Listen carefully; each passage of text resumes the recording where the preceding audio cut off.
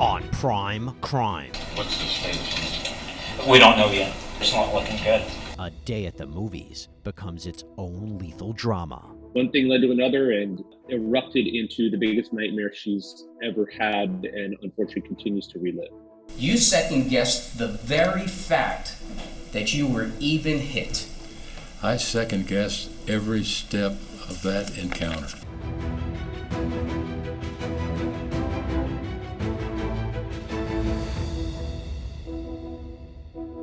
Hey there, everybody. I'm Jesse Weber, and welcome to Prime Crime. This is where we break down the most high-profile and memorable true crime cases. A movie theater is typically a place to sit back, relax, have some fun, and be entertained. But as you're about to see, one theater became the scene of a deadly confrontation. If I had it to do over again, it would never have happened. We would have moved. But you don't get do-overs. This is the voice of 71-year-old Curtis Reeves, a former Florida police captain. How long you been retired? 20 years. Wow. Very well trained. He was, I would say, better trained in law enforcement and in the use of defense tactics. He was the one that developed the first SWAT team ever in the history of the Tampa Police Department. Reeves is recounting to law enforcement the events that transpired on January 13th, 2014, when he and his wife went to a Wesley Chapel, Florida movie theater to see Mark Wahlberg's film, Lone Survivor. Well, we were watching the movies. The guy was playing with a cell phone, so I think I was going after him with a cell phone. Right. And he told me to off or something like that. I can't remember. So I leaned back and he kept on doing it, so I got up and I went and told the manager out front. I said, look, that's right. I said, I asked him to turn his cell phone off. He was playing with it. He told me off, so I said, I appreciate it. We got to take care of it. Okay, so he kept doing it. Reeves is describing his interaction with 43-year-old Chad Oulson, a Navy veteran and father who was sitting in the row in front of Reeves with his wife, Nicole. So that day was just a day that Nicole and Chad were taking a date day, and they just decided to go out for the day and shop and catch a movie and hang out, and one thing led to another, and her entire life was turned upside down. So what happens then? Come back into the movie, and the guy put his phone away. And I see you put it away. I told the manager for no reason. He turns around in his seat. He says something about if it was any of your business, I was texting my daughter or something like that, and to stay the hell out of my face. They walk into the movie theater, they're sitting down, they're casually talking, and Nicole just assuming this is another great date day with her, the love of her life, and over a cell phone during previews, erupted into the biggest nightmare she's ever had and unfortunately continues to relive. Led me to believe he was going to kick my Suddenly my hit was to the right, so he hit me with something. And I assume it was his fist. I think he had his cell phone in his hand. He hits me in the face and knocks my glasses sideways. I'm leaning back. He's virtually in my lap. I got contact with something with my left hand. It's dark in there. I mean, suddenly this happened so damn fast. Mm-hmm. And the trajectory of the bullet should be upward because I came out of my pocket with it. How many rounds you shoot? One. In that instant, Curtis Reeves shot and killed Chad Oulson. The movie theater footage is disappointing. It is so grainy and it's so difficult to see. You cannot see Mr. Oulson. There's really no evidence as to his proximity exactly to Mr. Reeves, his facial expressions, his body language. It's just very difficult to really glean exactly what's happening. What would you expect us to do? I was defending myself. It don't make it any easier for me to accept it, but that's what I was doing. Curtis Reeves is arrested and would be charged with the murder of Chad Oulson.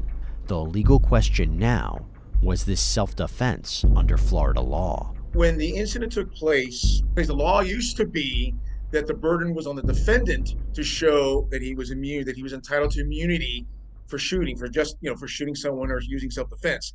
Then the law changed to now the government, the state has the burden to show that the defendant was not justified. Do you think the actions that you took should have been elevated? I would like to say no, but unfortunately, it's yes. I was surprised, being a former seasoned law enforcement officer, that he would interview. And this was very telling to me because I believe that it shows how strong Mr. Reeves felt that he had done nothing wrong. I'm telling you the damn truth. I hate to be here. This is crazy.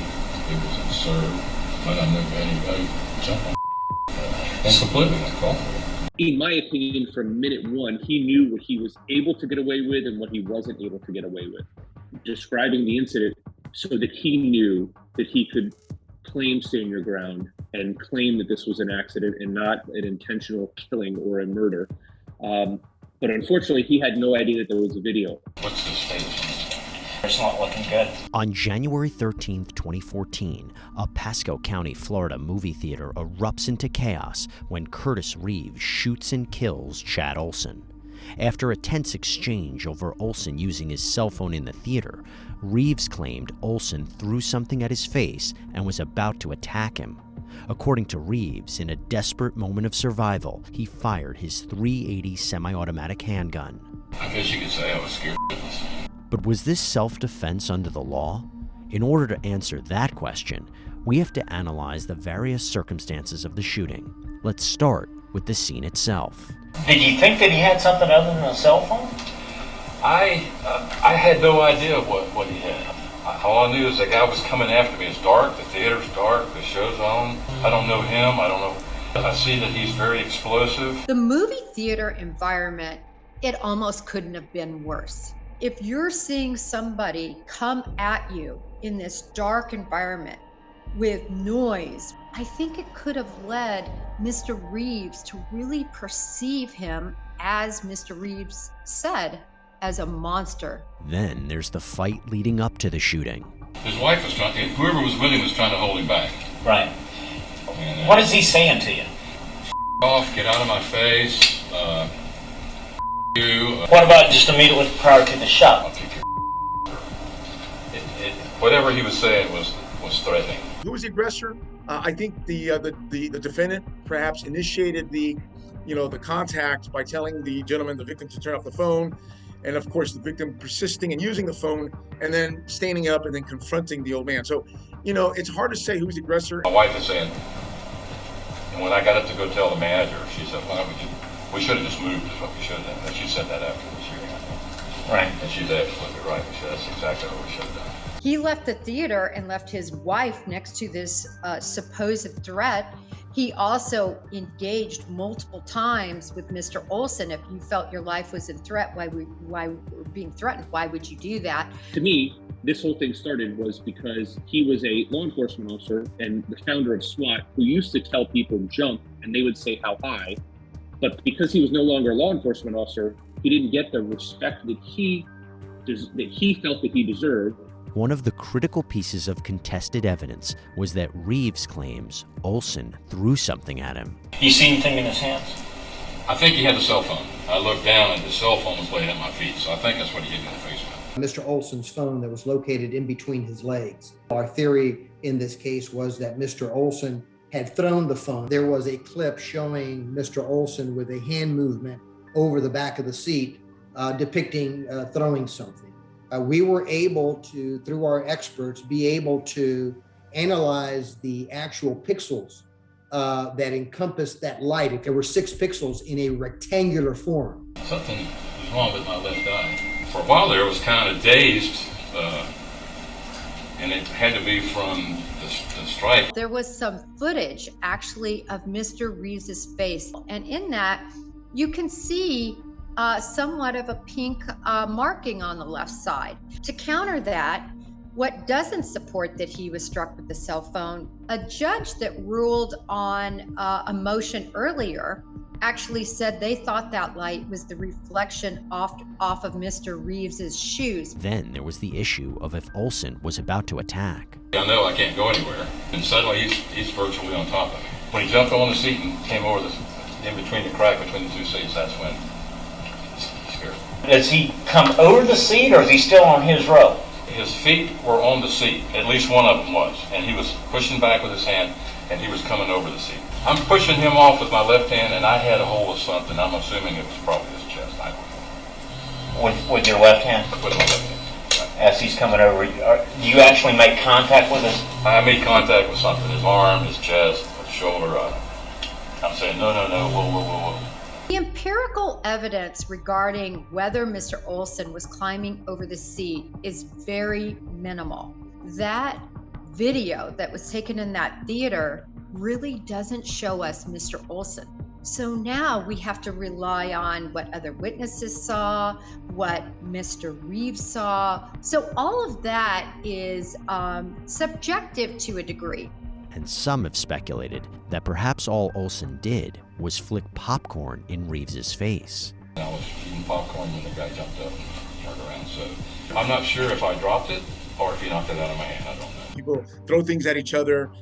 Is that enough to throw, to remove a gun and shoot somebody? Or is popcorn deadly? No, not at all. I don't think anybody believed the popcorn defense. No one agreed that the popcorn was the justification for shooting. The normal layperson out there, they really don't understand, the small fractions of a second that takes place. What Mr. Reeves saw coming at him was a fist, a hand coming towards him.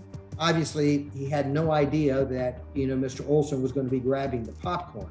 Any reasonable person would have thought that a punch was going to be thrown at that point in time. And so Mr. Reeves reacts accordingly.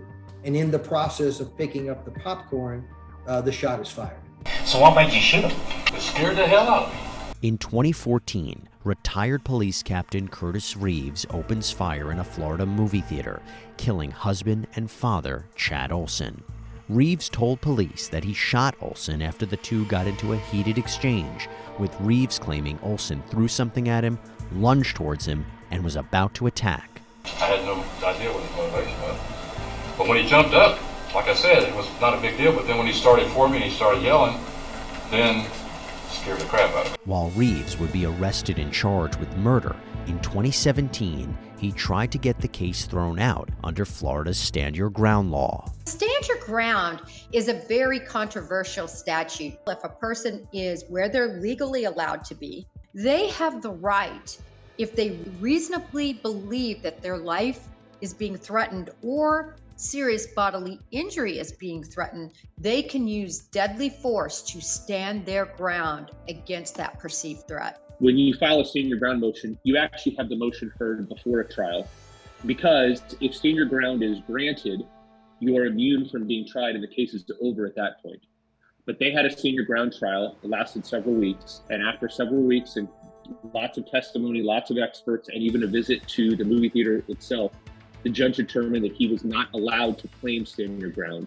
It's difficult for an elected judge to make a decision, a tough decision like this on the bench. And so now we were left with using that same stand your ground, that same justifiable use of deadly force, now in front of a jury. And with that, after 8 years of delays, hearings, motions, and a pandemic, Curtis Reeves' murder trial finally began in 2022. What the evidence will show you is that Chad Oulson was shot and killed over tossing popcorn. And the defendant states some words to the effect of throw popcorn at me or throw popcorn on my face. The evidence will show you that's important for ill will and spite.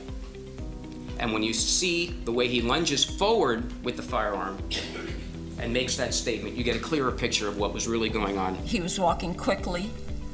He was mumbling. He seemed to be upset or irate about something. Like, throw popcorn at my face. It was more like declaratory, like out of anger.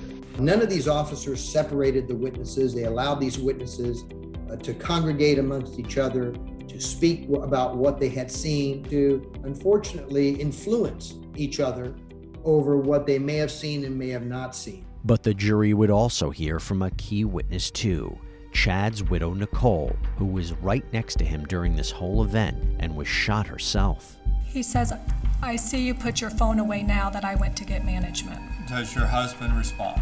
He does, yes. And how does he respond? Again, with what's your problem? At any time, did you hold, restrain, body hug, or whatever that would give someone the impression that you were holding someone back that was in a range? No, I had no need to. I mean, I knew a shot had rang out, but I didn't know where he was shot or what our injuries were, other than my hand felt like it was gone. off of my arm, and I'm watching him collapse, so I know it's bad. It's just shock, I think, panic. I thought she knocked it out of the park. Nicole does not like to let people know exactly how she's feeling all the time, so she tries to hide her emotions. She was a little bit stoic, having to relive this yet again, but I thought she did incredible. She just handled herself amazing.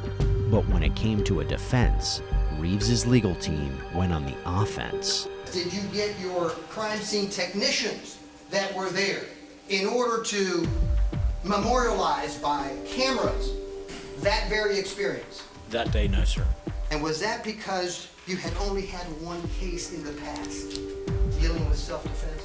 I tried my best to do the very best job that I could. If this guy had died, you think it was worth it? Or your actions, nothing's worth it? Nothing's worth it. It's 2022 out in Pasco County, Florida. A jury is listening to a mountain of evidence in the trial of Curtis Reeves, the retired Florida police captain charged with shooting to death Chad Oulson in a movie theater 8 years earlier. While the government argued this was murder, Reeves has always maintained he was acting in self-defense. In the law of self-defense, it doesn't tell you, get smacked first, get punched first, and then you can see what you can do. Our goal was to place each and every one of these jurors in the shoes of Mr. Reeves. I'm 71 years old. I couldn't take that guy. I got arthritis in my back, my knees, my hands. I couldn't take. I got a problem with my right eye. The guy hit me on the left side, and I'm thinking, I don't want to be blind. You don't have to be right in your exercise of self-defense. You just have to be reasonable in that exercise. And who better to explain why this happened than Curtis Reeves himself? At some point, do you decide to pull your weapon? At some point, I made a decision that I had no alternative. The guy's, in my opinion, he's completely out of control. He was so much above me and so full of rage, I guess you could say, that he was going to strike me with all the strength that he had or he could put together. Did you shoot Mr. Oulson because of popcorn? I shot Mr. Oulson because I thought he was going to seriously injure me or potentially kill me. To sit there and watch the lies come out of his mouth and listen to how he was saying things and how he showed no emotion, no remorse, no sadness. Isn't it true that if an object, a non-deadly object, is thrown at you, thrown at anybody, you can't kill that person for throwing that object at them, correct? That's kind of a hard question to answer. Even though he had said to you, get the F out of my face, instead of getting up and just going to the manager, you decided to lean forward and engage him again. I told him he left me no alternative than to go to the management. That's right, but you did not have to lean forward and say that to him. I think Curtis did an absolute fabulous job. We worked many, many hours, many, many weeks, many, many months with Curtis on his cross-examination that the prosecution was going to have, and certainly my direct. Prosecution made a horrible mistake in challenging statements that he had made to law enforcement. I think made one of the most powerful answers in this particular trial. You second-guessed the very fact that you were even hit. I second-guessed every step of that encounter. If you are human and you have respect for human life, you would always second-guess yourself constantly. After all the evidence and arguments were laid out, the jury went back to deliberate. And on February 25th, 2022, the jury came back with their decision. Count 1, murder in the second degree. The defendant is not guilty. Count 2, aggravated battery. The defendant is not guilty. Both myself and Dino Michaels always believed, even to the very end, that we were going to win this trial. And the one thing that I can say about Mr. Reeves is that he never gave up on our system of justice. He always indicated to me, Rick, I believe in this system. This system is going to acquit me. They just moved the camera to Nicole, and it was as if she was watching the murder all over again. The real, true emotions about this actually hit her, she was an absolute mess. Talking to her on the phone, I was probably doing the talking. She was just hysterical. We didn't think that the jury would allow this to happen. The impact of that verdict was felt by many, but the question of what comes next is still being written. Mr. Reeves and his wife are traveling. They're trying to catch up to the 8 years that they lost. They're been reunited with their friends, with their families. They're living life as you would want, two retired, wonderful people to enjoy the remaining years of their life. As a result of this tragic story, then Nicole and I founded the Oulson Family Foundation. What we do is we raise money for children that have either been indirectly or directly affected by gun violence. So we're really trying now to not focus on the negative of Chad's murder, but focus on the positive that can come out of it and all the change that we hope to effectuate in Florida and potentially nationwide to help protect these kids that need it. The Chad Oulson and Curtis Reeves story is not an easy one to understand or really make sense of. It was a nightmare for two families. And no matter where you stand on this case, whether you agree or disagree with the verdict, I think we can all agree this was a terrible event that just should never have happened. That's all we have for you here on Prime Crime. As always, thank you for joining us, and until next time, stay safe.